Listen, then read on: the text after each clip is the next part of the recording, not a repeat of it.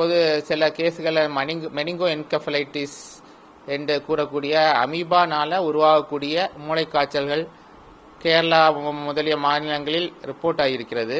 நம்ம ஸ்டேட்டை பொறுத்தவரையில், தமிழ்நாடு ஸ்டேட்டை பொறுத்தவரை இதுவரைக்கும் ரிப்போர்ட் ஆனதில்லை. இது கொஞ்சம் ரேரான ஒரு டிசீஸ். அதாவது இது ஒரு ஆள்கிட்ட இருந்து இன்னொரு ஆளுக்கு பரவதுக்கு வாய்ப்பு இல்லை.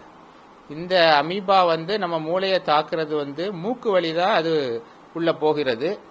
பொதுவாக நீச்சல் குளங்கள்ல இந்த ஸ்டாக்னன்ட் டர்ட்டி வாட்டர், அதாவது கெட்டி நிக்கிற தண்ணீர், அழுக்கு தண்ணீர்கள்ல குழந்தைகள் நீச்சல் அடிக்கும் போது இந்த அமீபா மூக்கு வழி உள்ளே சென்று மூளையை பாதிக்கக்கூடிய வாய்ப்புகள் ஏற்படுகிறது. ஆனால் இதுவரைக்கும் ரொம்ப ஃபியூ கேசஸ் தான் ரிப்போர்ட் ஆயிருக்கு. இப்போ ரீசெண்டாக ஒரு கேஸ் ரிப்போர்ட் ஆயிருக்கு கேரளாவில். ஸோ இதோடைய அறிகுறிகள் குழந்தைக்கு தலைவலி, வாந்தி, மயக்கம், நினைவின்மை, சுயநலமின்மை, இந்த நினைவாற்றல் குறைவு, இந்த மாதிரி புது சிம்டம்ஸ் ஏற்படலாம் அந்த குழந்தைக்கு.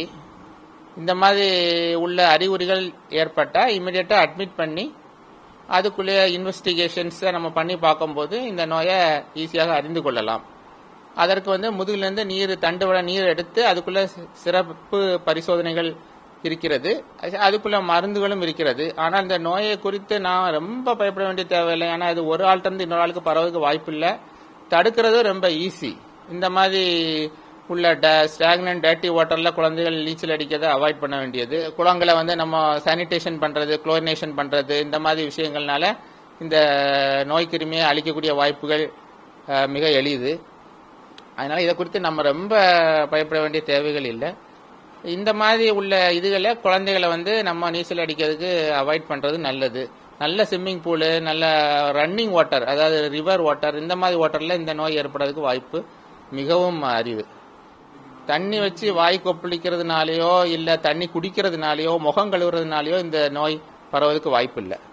அது நீச்சல் அடிக்கும் போது அந்த நோய் கிருமி நீர் வழி மூக்குக்குள்ள சென்று மூளையை பாதிக்கிறது. அந்த ஒரு வழியில மட்டும்தான் அது உள்ள செல்கிறது.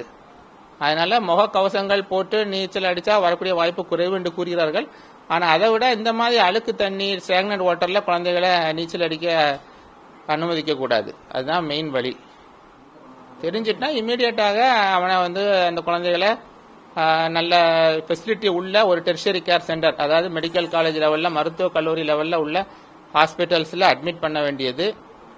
இம்மிடியட்டாக இந்த மாதிரி அறிகுறிகள் ஏற்பட்ட குழந்தைகள், தலைவலி, வாந்தி, மயக்கம், நினைவின்மை, இந்த மாதிரி குழந்தைகள் ஏற்பட்டிருந்ததுன்னா இம்மிடியட்டா அதுக்குள்ள இன்வெஸ்டிகேஷன் இருக்குது. முதுகு நீர் எடுத்து சிஎஸ்எஃப் நமக்கு இங்க உள்ள டெஸ்ட் இல்லாட்டா கூட சென்னையில் கிங் இன்ஸ்டியூட்ல எல்லா பரிசோதனைகளும் அவைலபிளா இருக்கிறது. இங்கிருந்து அதை எடுத்து நம்ம அனுப்பக்கூடிய ஃபெசிலிட்டியும் தந்திருக்காங்க. அப்படியா இருந்தா இமிடியட்டா நம்ம அதை டெஸ்ட் பண்ணி பார்த்து அதுக்குள்ள ட்ரீட்மெண்ட்டை ஸ்டார்ட் பண்ணதுக்குள்ள எல்லா ஃபெசிலிட்டியும் எல்லா மருத்துவக் கல்லூரிகளிலும் இருக்கிறது.